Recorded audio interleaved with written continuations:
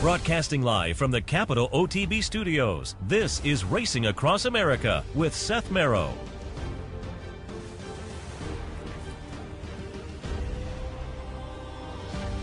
Good morning. Welcome to Racing Across America on this Saturday morning. I'm Seth Merrow. Thanks for joining us.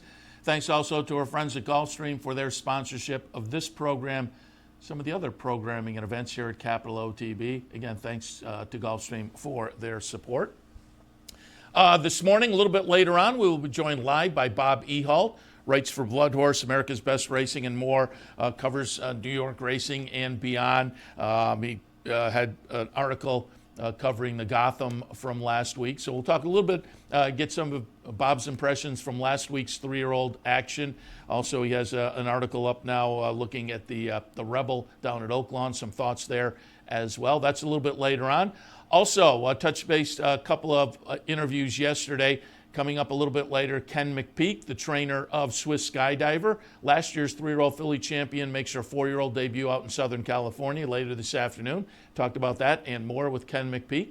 But we'll kick things off. A big day down at Oaklawn, highlighted by the Rebel, but plenty of other stakes action as well. And so I reached out to Rick Hammerle, the racing director from Oaklawn Park, to talk some of today's big action at Oaklawn.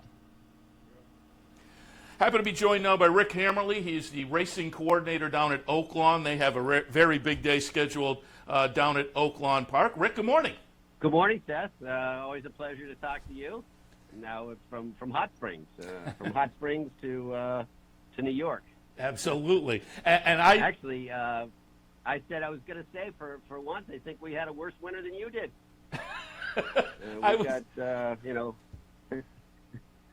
It was a long one. I mean, we canceled 8 days of racing, and we didn't train for 11 straight days, which is odd. I mean, yeah.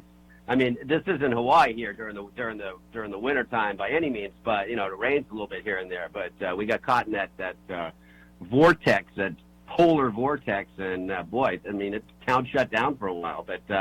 But like as you mentioned, it's Rebel weekend. The wheel spins around, and it's our turn. And I think we put on a pretty good 12-race card tomorrow. Yeah, I put on I have a sister who lives up in Fayetteville, the northwest part of the state. And during that period, she got some snow. And usually maybe a little dusting here or there. But they got hit pretty good earlier. And you were a little further south, but still got the weather there for that period. And I was going to ask you just overall, and now you've mentioned that weather period that certainly was notable. But fill us in on how the 2021 meet's been going so far. You've certainly had some great racing. I talk about it all the time when I do the afternoon show. I love Oaklawn. I think there's a lot of value. I think you can get clever and play around in some of the pick races and have some fun. So I look forward to Oaklawn a lot. But fill us in what 2021 has been like so far. I believe fans are on track, but I also noted what the infield opened up a week or so ago, correct? Right. Well, basically, it's like two meets. The first part of the meet, I think we've forgotten about, to tell you the truth. And we came back a few weeks ago, and, the weather's been better. And correct, we've let in, I'd say, a couple thousand people a day where they have to call ahead and get reservations in the restaurant. And then, owners and trainers and others that get credentials can stay on the bottom floor and, go outside and stuff. So it's actually kind of neat to see some people milling around. And I'll tell you, last weekend we opened up the infield for the first time on the Saturday, and it was started to be live. They put a band out there, and the beer's cold and started. So we're going to have the infield open again tomorrow. And it's going to rain earlier in the week, but it's going to be a dry day, so that'll be filled. It just gives the place some atmosphere. I mean, when you're talking about might have 3,000-4,000 people here tomorrow. On a normal Rebel weekend, there'd be 30 to 40, 50,000 people here. It's pretty wild. But no, the racing's come back. 2 weeks ago we had the 2-year-old champion run in the delayed Southwest and go ahead and win. Then we had Monomoy Girl run, the champion filly and mare, and we have another champion running tomorrow in Whitmore, who's more than a Breeders' Cup champion and Eclipse Award winner. I mean, he's the fan favorite here. He's the favorite here. He's also the cover boy on the new Trainer magazine. So if you read that or anybody does, you want to go to trainermagazine.com. They do a great job. But so Whitmore's back, and to tell you the truth, not only Whitmore, but CZ Rocket follows him back. So the 1-2 and the Breeders' Cup are going to be running in the hot springs earlier in the card. Yeah, we'll hit on that in just a minute. I just wanted to touch on one other thing and kind of give down at Oaklawn everybody a pat on the back, because I've already handicapped a couple of days ago for the Saturday card down at Oaklawn. And as I went through, there was one race where it was an allowance race, and Pletcher had a horse. I thought, Pletcher coming over from Florida for an allowance race. Then I looked up at the conditions again.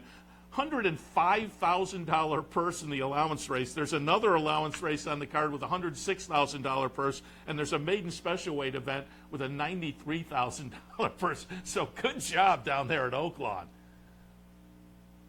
Well, this casino's kind of been in business the whole time at a reduced rate as well, but they like the racing here. The sellers who, of course, own this place and run it for over 120 years, they love the horsemen and do what they can to get the purses up. And yeah, we just announced a purse change that was effective yesterday. So there's not an allowance race less under 100,000. Of course, you mentioned the maidens, and then the bottom are also raised. Yeah, it's funny that you call Todd up and say, hey, you got one for the Rebel? No, but, put one in this allowance race for, yeah, exactly, 105, no problem. So really concentrating on trying to get the quality up here the last few years.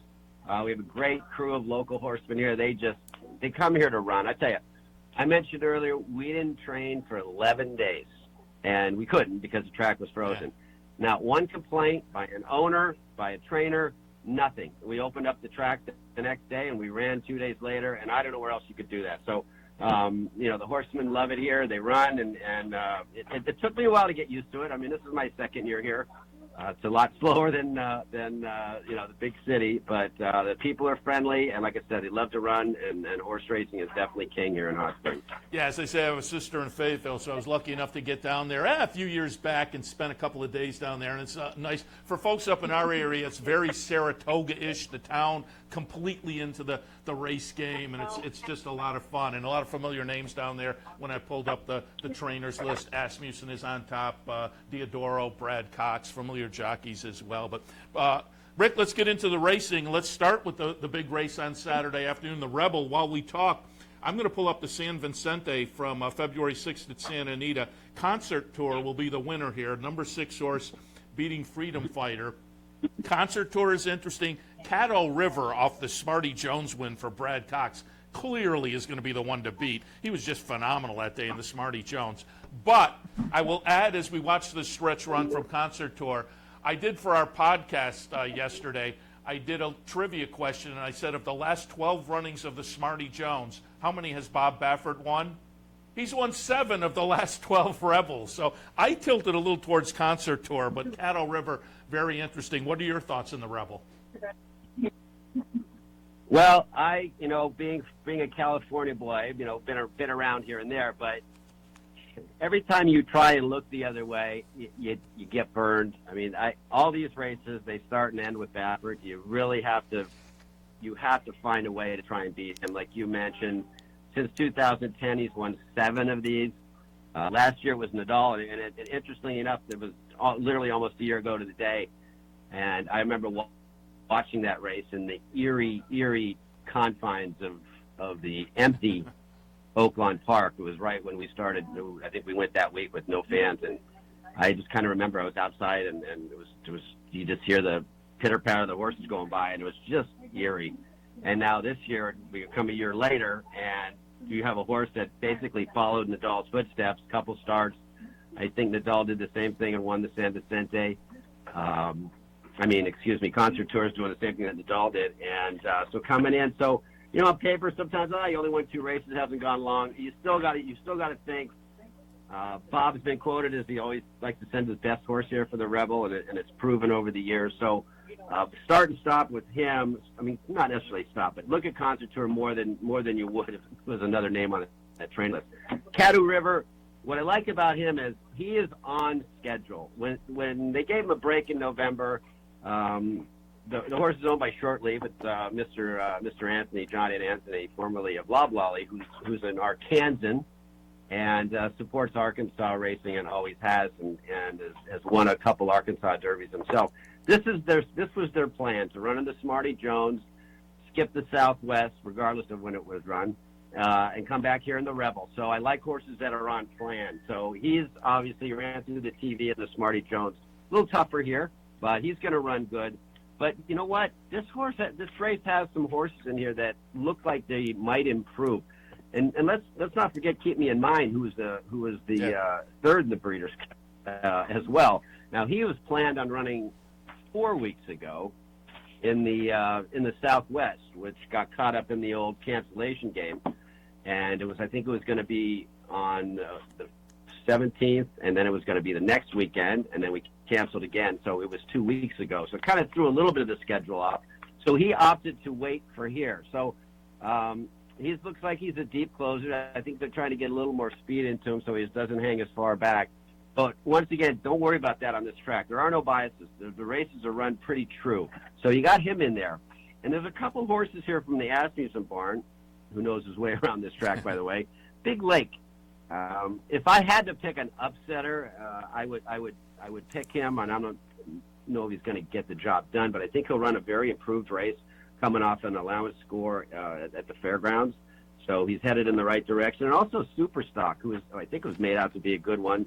I mean, his last 3 starts are in the Iroquois and the Breeders' Futurity and the Street Sense, all in the money performances. He hasn't run since October. And he's an interesting sort, maybe pointing for something a little bit further down the road. And then you got Get Her Number, the only Grade 1 winner in the field, coming off the American Pharoah win at Santa Anita. Now, he has been off a while, and he'll probably need one, but I see him moving in the right direction as well. So just a super contentious race. I'm going to pick Concert Tour because every time I try to go the other way, I get burned.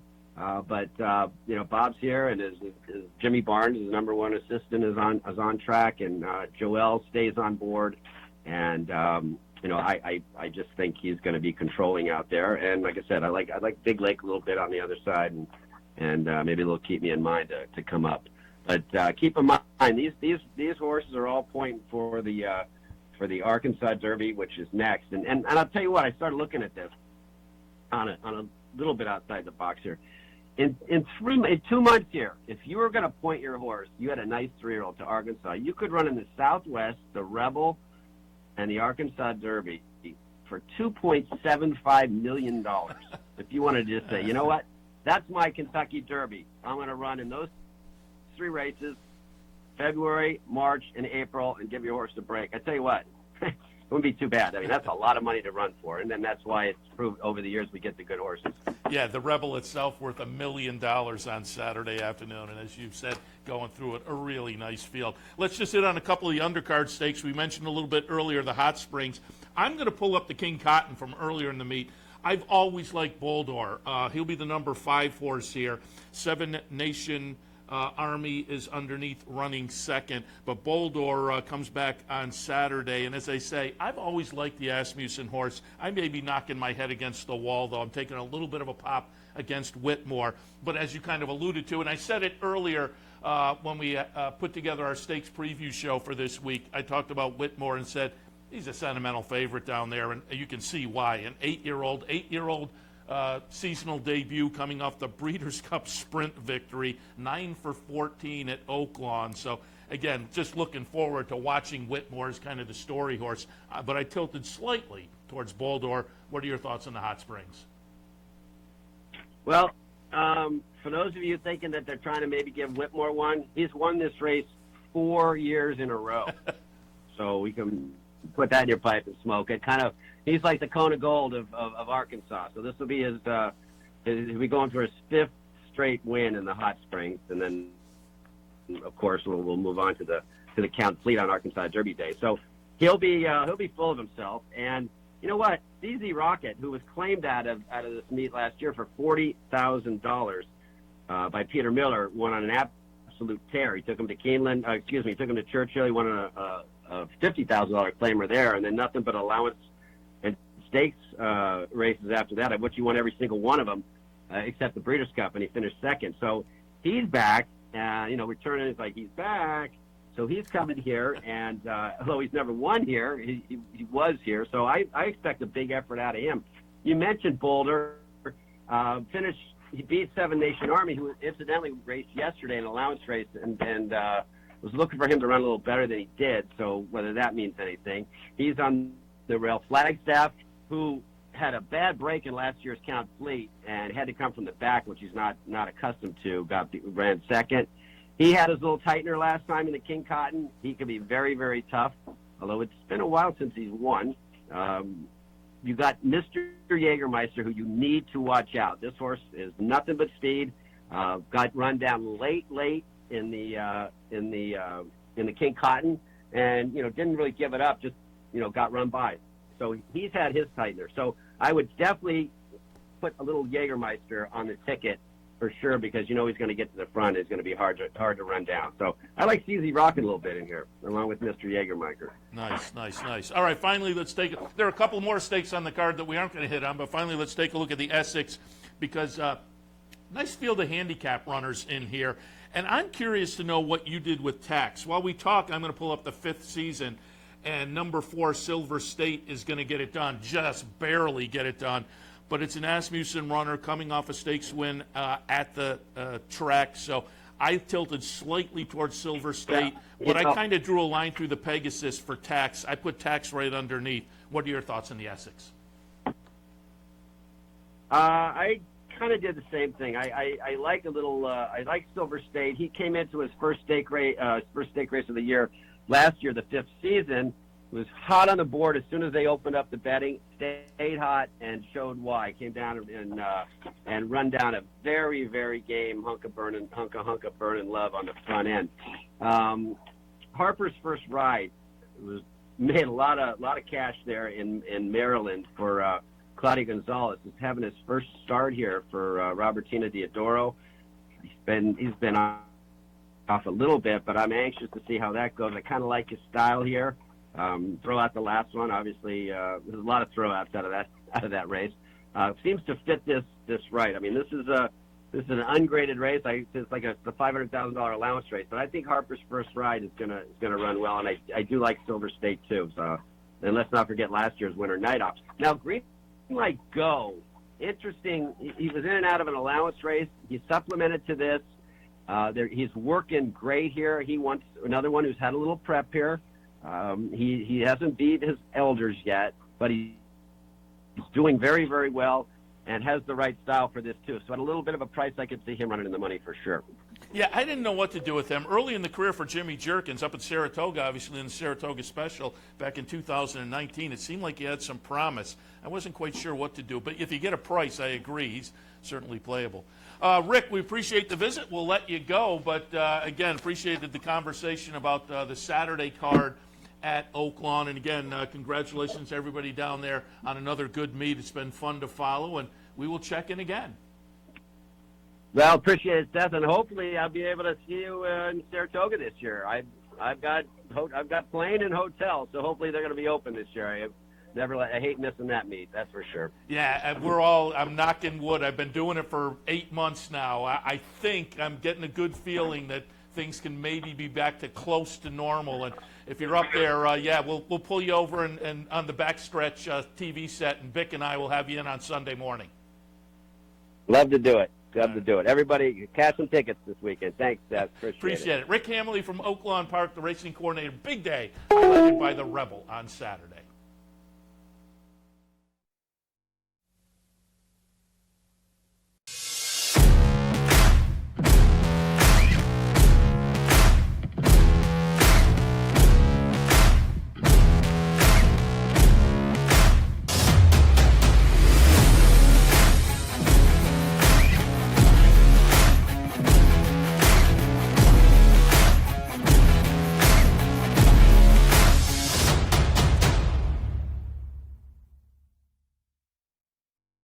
Where's the best place to find your favorite teams, your favorite food, daily drink specials, and wagering on live horse racing? Legends Field Sports Bar, 711 Central Avenue, Albany. Get your game on day or night with 75 flat-screen TVs, tournament-style pool tables, a private banquet room, and live horse racing. So if someone asks you where's the best sports bar in the Capital Region, tell them Legends Field Sports Bar, inside the Clubhouse Racebook, 711 Central Avenue, Albany.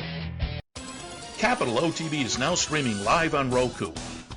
The RTN Racing channel on Roku lets you watch OTB TV live through your Roku device or your Amazon Fire Stick, rather than being limited to computers and mobile devices, which means you can now watch OTB live wherever you are. Simply open Roku, scroll to find the RTN channel, then click on OTB TV. OTB TV on Roku. Try it now. Happy to be joined now by trainer Ken McPeak. Of course, he has Swiss Skydiver and the Beholder making her 4-year-old seasonal debut out at Santa Anita on Saturday. A couple other interesting horses maybe to talk about a little bit later on. But first, let's get into some Swiss Skydiver. Ken, good morning. Good morning. Before we talk specifically Saturday afternoon, first, congratulations on the great season highlighted by Swiss Skydiver winning the 3-year-old filly Eclipse last year. And just as we get into general conversation about last year, I'm going to pull up the stretch run to the Preakness. We're going to watch a ding-dong battle between Swiss Skydiver and Authentic, where she winds up besting the eventual Horse of the Year Authentic. This was an incredible performance back in October of last year. Just take a moment, Ken, to reflect a little bit. We got some comments from you outside the winner's circle after the Alabama in Saratoga, which was a spectacular performance. You said then maybe she would face the boys, and she did here in the Preakness. In a 10-race schedule last year, she raced at 9 different tracks. Just reflect back on the 2020 season from Swiss Skydiver. Well, I don't make them like this anymore, I don't guess. It was a lot of timing and things coming together. And, she's obviously a very good horse, and she took us a lot of places that when you started thinking about where we're going to go next, and she kept touting me to, hey, I can handle about anything. And like I said, they just don't make them like that too often. And I think the fact that the COVID protocols and how the racing changed locations, and we had to change the schedule, but she was very adaptable to all that, and it really made my job a lot easier than you can imagine. She's so special to be around. Yeah, you look at that record, and as I say, we got to see her up at Saratoga. I was fortunate enough to be on track during the season. That Alabama was one of the highlight performances of the 2020 meet. But again, we watched that Preakness stretch run, ding-dong battle, and now it had to be special at the time, but now you reflect back, and she beats the eventual Horse of the Year. How special is that race? And that played into the 2020 schedule with a Preakness in October. Well, it was awesome. You knew she had a chance when they straightened up, and it was a matter of whether she could fight him off or not. And hell, in hindsight, I wished I'd run her in the Classic because I think she likes that distance better. But pull off a victory like that's obviously special, and she's taken to some awesome places. For people that want to see a little bit more of her, I posted a bunch of videos on my Twitter feed this morning when she's going to the track and galloping this morning. I don't know if people out there do much of that, but I think we've got a Twitter feed at Kenny McPeak.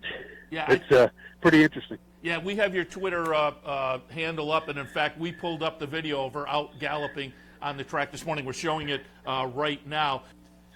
Obviously, the highs of the game and the lows of the game, the win in the Preakness, and then the stumbling start in the Breeders' Cup Distaff. So that had to be a huge disappointment. But fill us in on what her schedule has been like since the Breeders' Cup. Did she get a little time off, and then when did she go back into training and whatnot? Yeah, she got a couple of months off and was able to get a little rest, and then we were able to ease her back into things here this winter.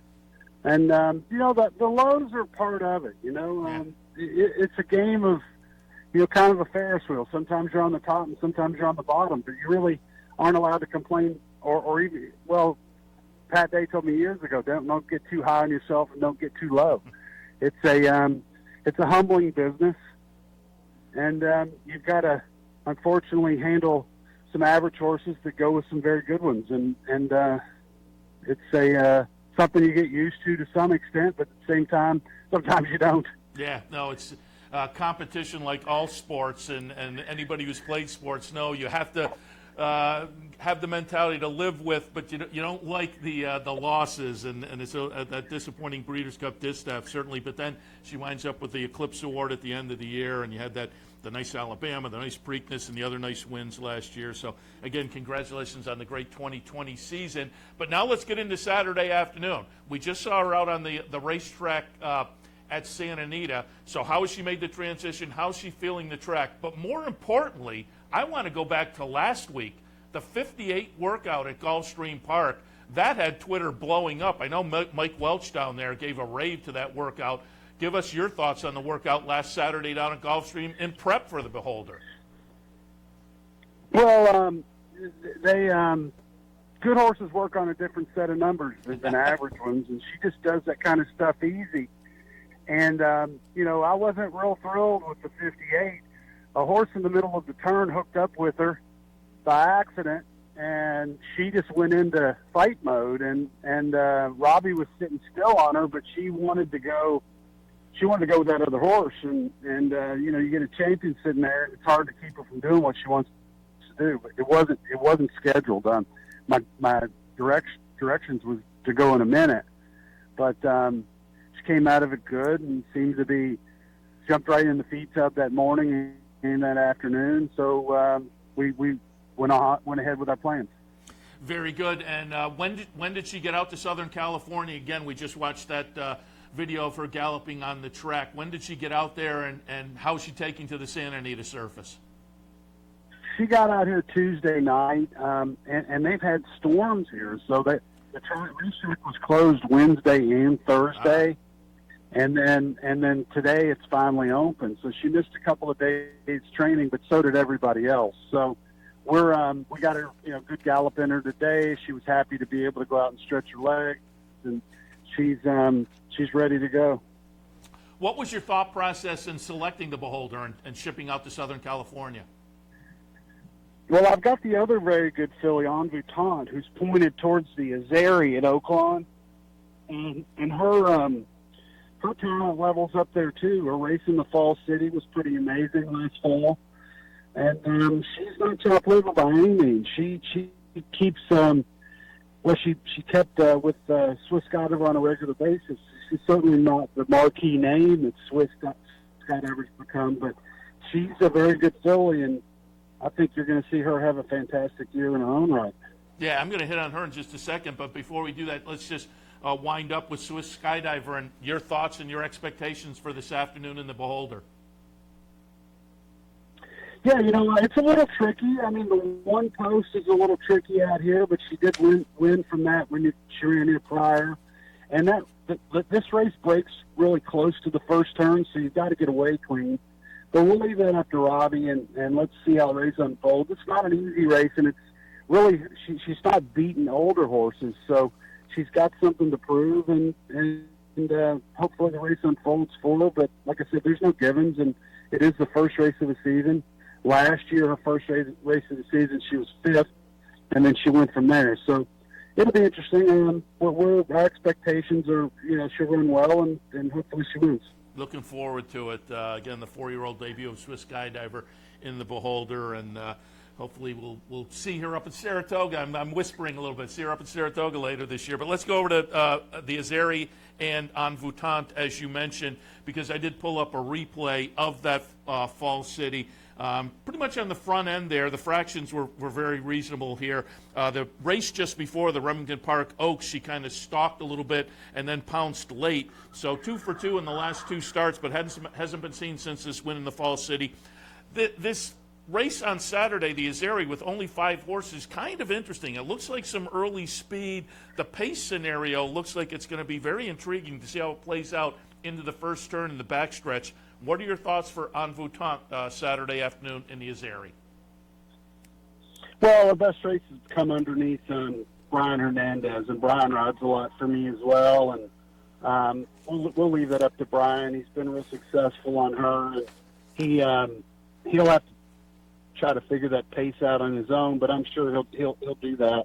but like I say, she's a really good filly. I mean, no knock against her whatsoever, and it'll be exciting to watch both of them this weekend. And she's also been working well in the morning, so looking forward to her 4-year-old debut. So you had a couple of good 3-year-old fillies. Now the calendar turned, they're 4-year-olds. But you also, before I let you go, had a very good 2-year-old filly last year.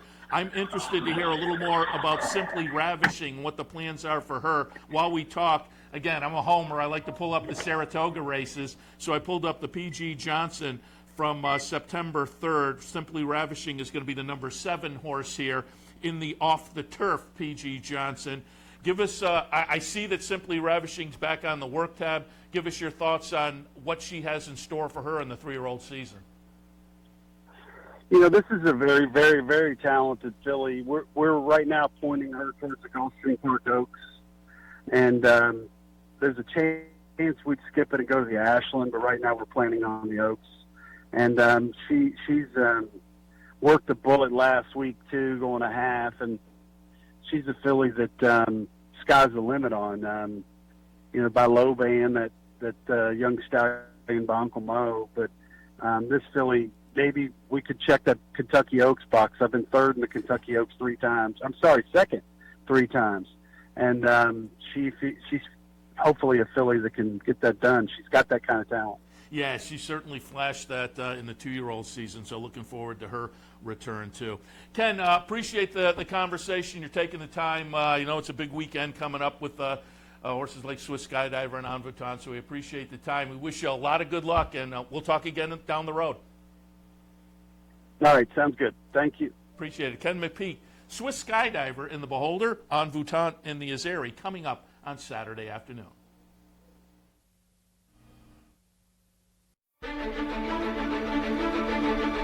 Horses racing, people betting. It's been going on since before the Roman Empire. And the fastest horse is still the one that wins. Where there's gambling, there's cheating. That hasn't changed either. What has changed are the tools used to combat doping and cheaters.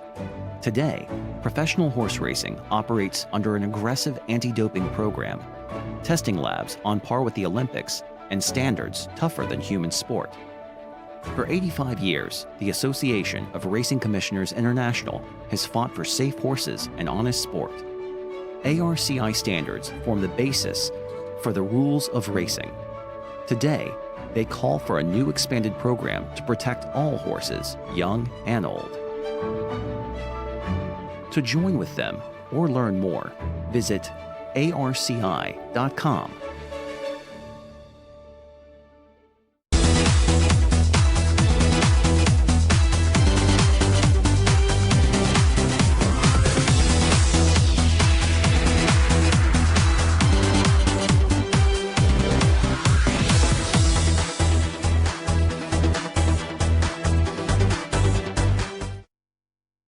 Welcome to Albany County, an incredible destination to live, work, and play, with easy connections to more than a dozen cities from our vibrant modern airport. It's a short trip downtown to a hive of culture and amusement, from world-class shows at the newly renovated Times Union Center to reliving the past at the New York State Museum. From outdoor recreation to shopping to nightlife, Albany County has something for everyone. We'll see you soon.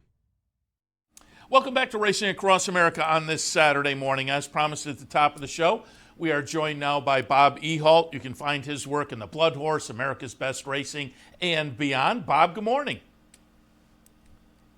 Good morning, Seth. How are you today? Very good. Happy to have you on board to talk a little 3-year-old action. I know over the past few weeks at both the Bloodhorse and ABR, you've been hitting on some of these Derby preps, so I thought we'd get some preview and review. And you had a nice article kind of going over the Rebel field this afternoon at Oaklawn, so I thought we'd start there.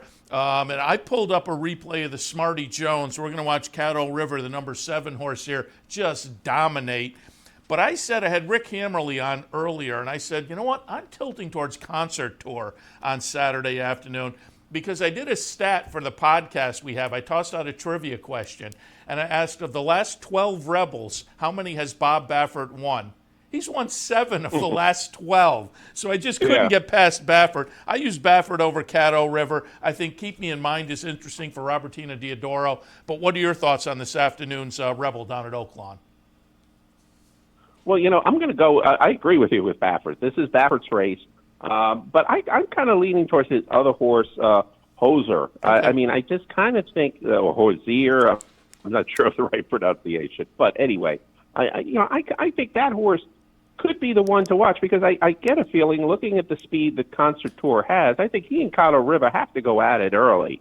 And I think that's going to set it up for somebody. And certainly, now the morning line is 12-1 on Hosier. I'm not sure if you're going to get that big of a price because it's Bob Baffert, but I think he has kind of a tractable style where we could sit a little bit off the pace and make a good run. As I say, Caddo River, that was a huge race in the Smarty Jones. It's over the track.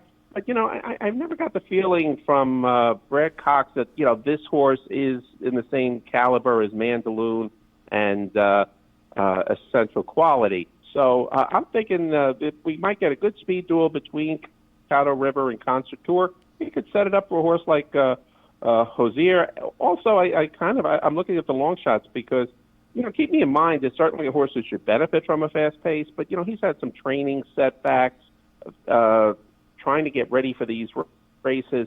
I could see him making a nice run for second or third. I'm not sure if I want him to win at a price.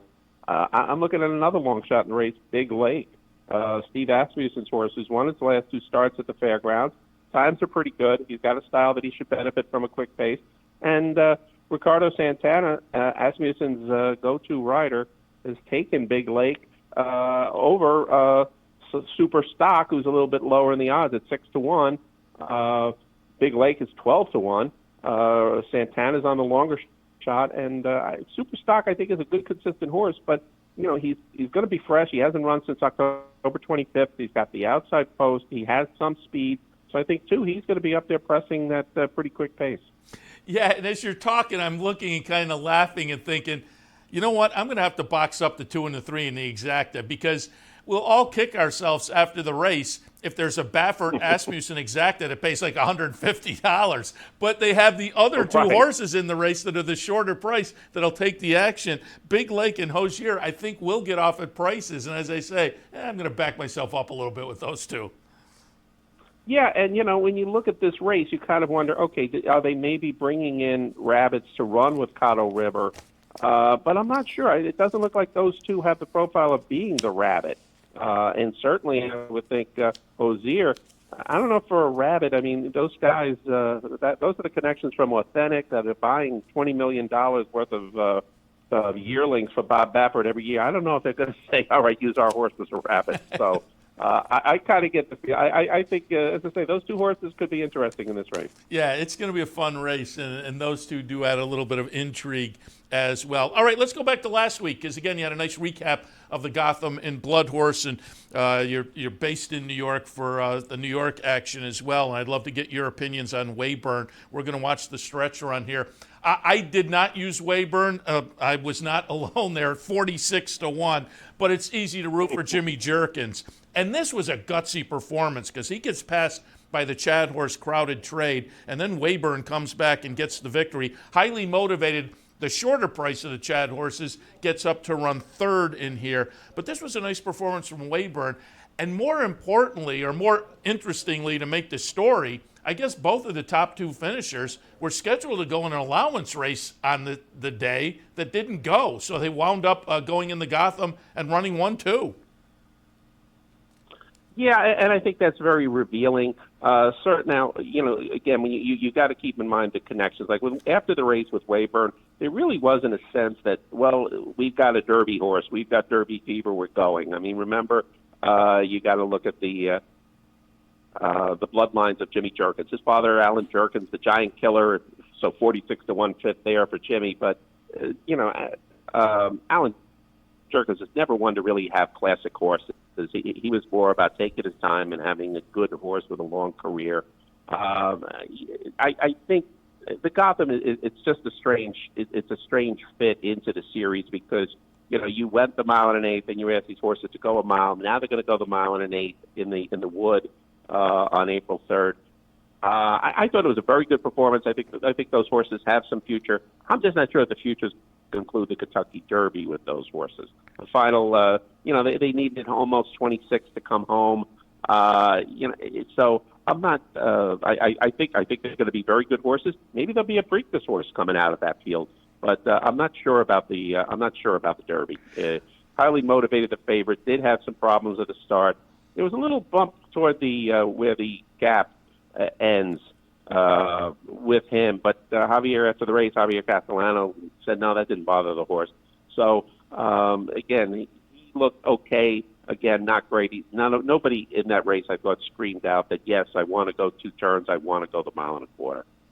Yeah, it'll be interesting to see what they do decide to do, Jimmy Jerkins and Chiefs Wood, because it wouldn't surprise me. Peter Pan, Belmont Stakes, maybe stick home. I'm hoping. I played all others in the Derby future pool last week, which would get me a little Wayburn and a little Helium, but I'm a little dicey on both of those. So it won't surprise me if, as you say, they pick another option for Wayburn. Let's go over, though, of the 3 preps last weekend, the one to me that was the most impressive, and you had a little preview of it on the America's Best Racing website, the San Felipe, and I thought Life is Good was just phenomenal. Tosses a triple-digit buyer and wins pretty easily there. What were your thoughts on Life is Good last weekend?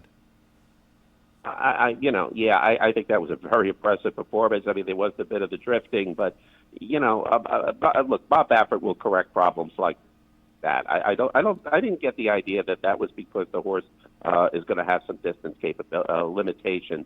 Remember, people were saying the same thing about Authentic after the Haskell. Oh, he can't win the Derby. He can't go that far. I saw a Ragozin number in the 4s, which is really impressive. Well above where everybody else is sitting.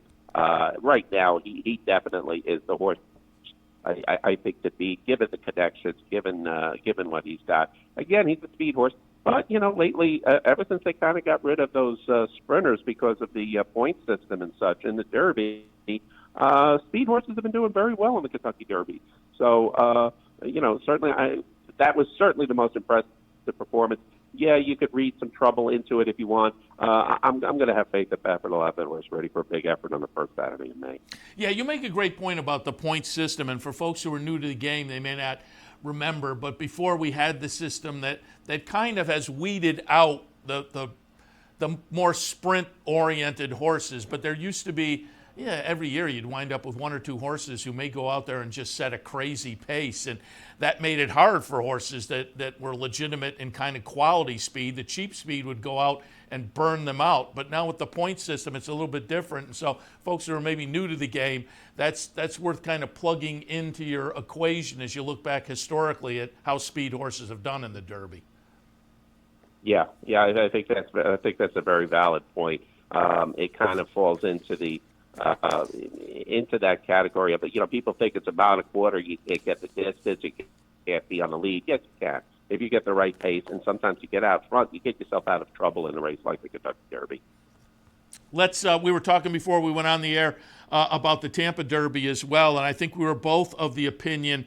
I liked Helium last week. I had him underneath in my mix, but I was doing the afternoon handicapping show and looked up at the board and saw, 15, 16 to 1. And I said to folks, play around with this horse a little bit. And so Hidden Stash had every reason to go by. Helium wouldn't let him go by. I thought it was an interesting scenario with Mark Casse. The 2 starts up at Woodbine on the synthetic. Had been off since the Woodbine meet, came back here. Brisnet PPs went back a little further than DRF PPs as far as workouts, and there was a bullet work on the dirt for this one at Fairgrounds at the end of last year before Helium transferred over to Cassie's Ocala Training Center. So I found that a little bit interesting as far as the surface switch. So again, I liked Helium a little bit, but as I say, you and I were kind of in agreement. Mark Casse has hinted he may come out of this race and go straight to the Derby. I don't know, 3 starts and a Tampa Derby to Kentucky Derby move kind of puts him on the outside looking in for me.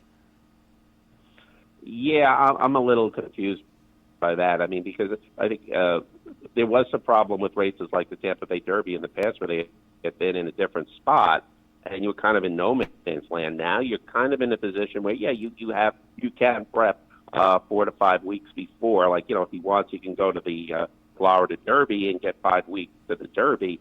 I'm not sure. The time wasn't really all that good.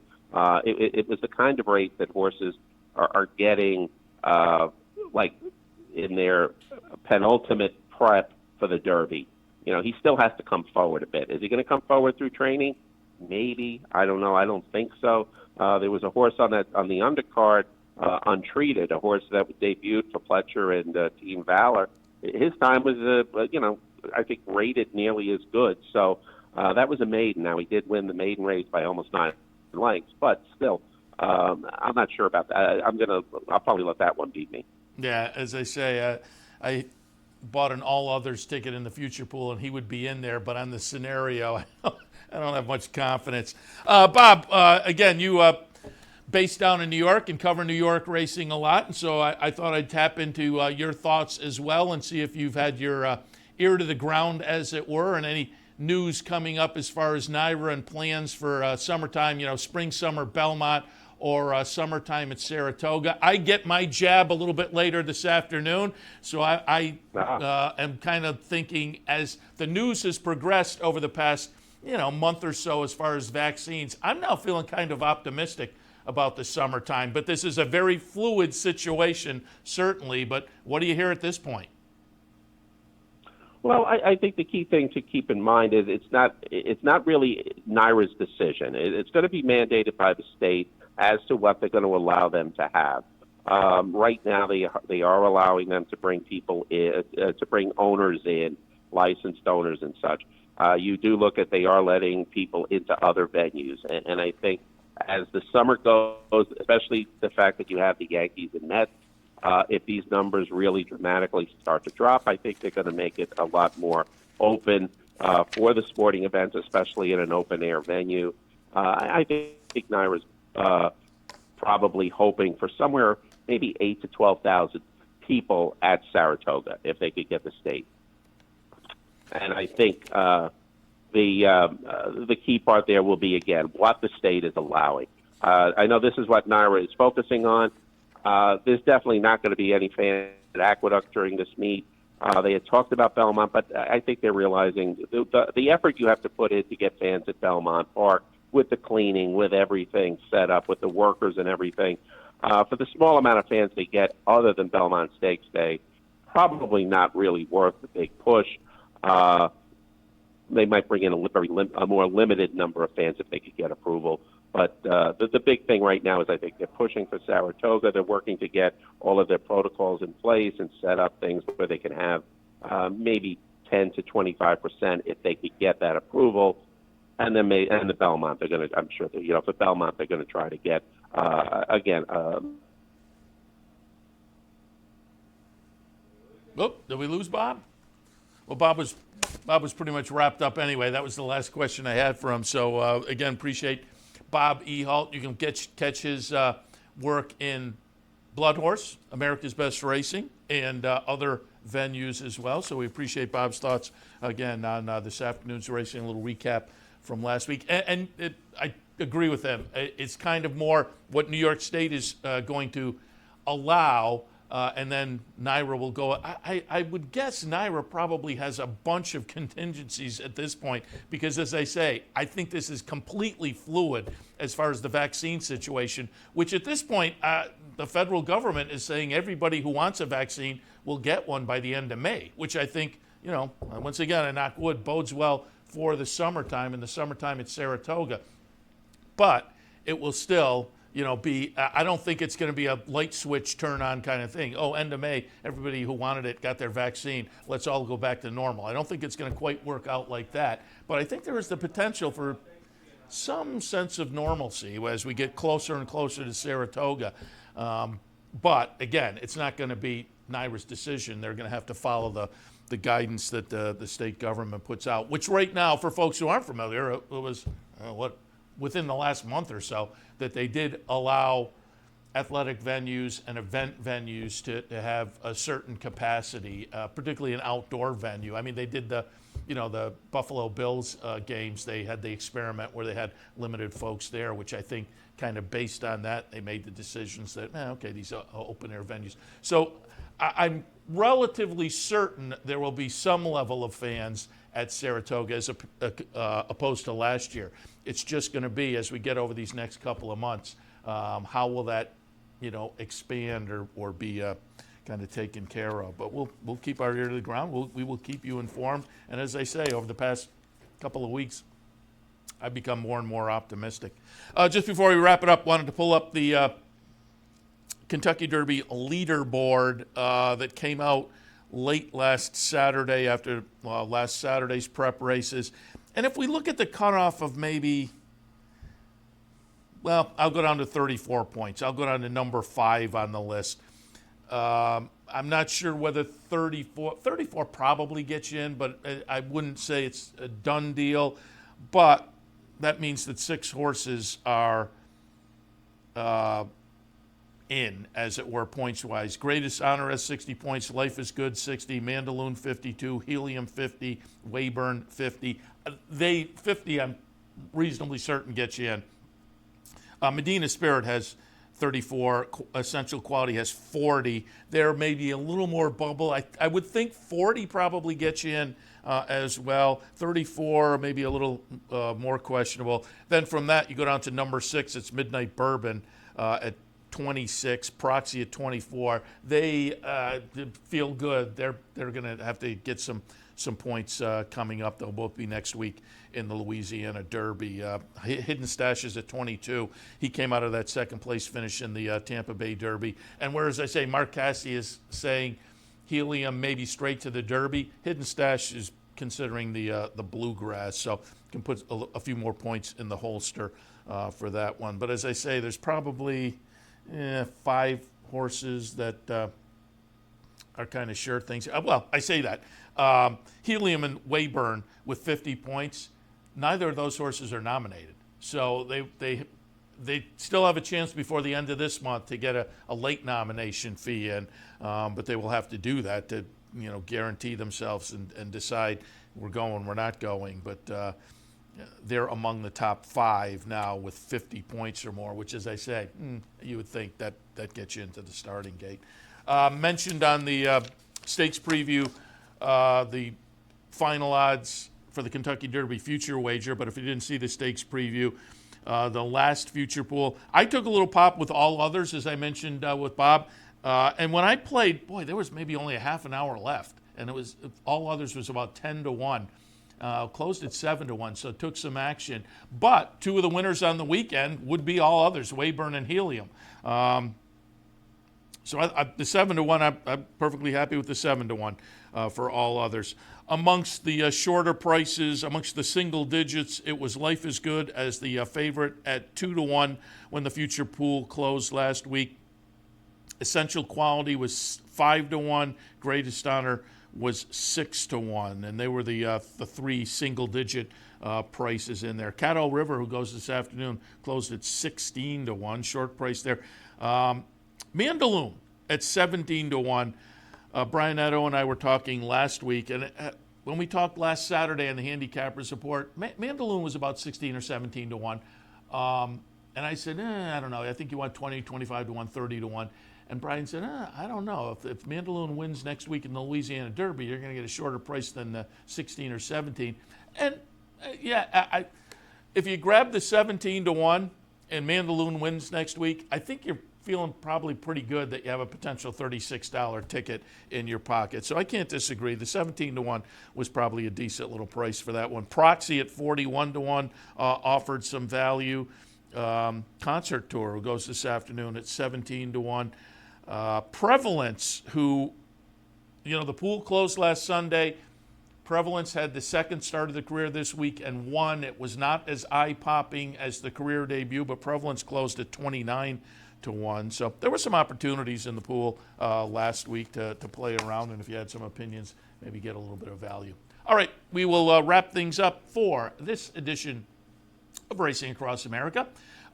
Do want to remind you that there is a handicapping contest today here at the Clubhouse Racebook. The Play the Board handicapping contest come on down, enjoy the horse racing action, maybe grab a little lunch, cash some tickets during the afternoon and have fun, but also jump in and try the handicapping contest this Saturday afternoon, Clubhouse Racebook, 711 Central Avenue in Albany. I want to thank our friends at Gulfstream for their sponsorship. Gulfstream Park, sponsoring some of the programming and events here at Capital OTB.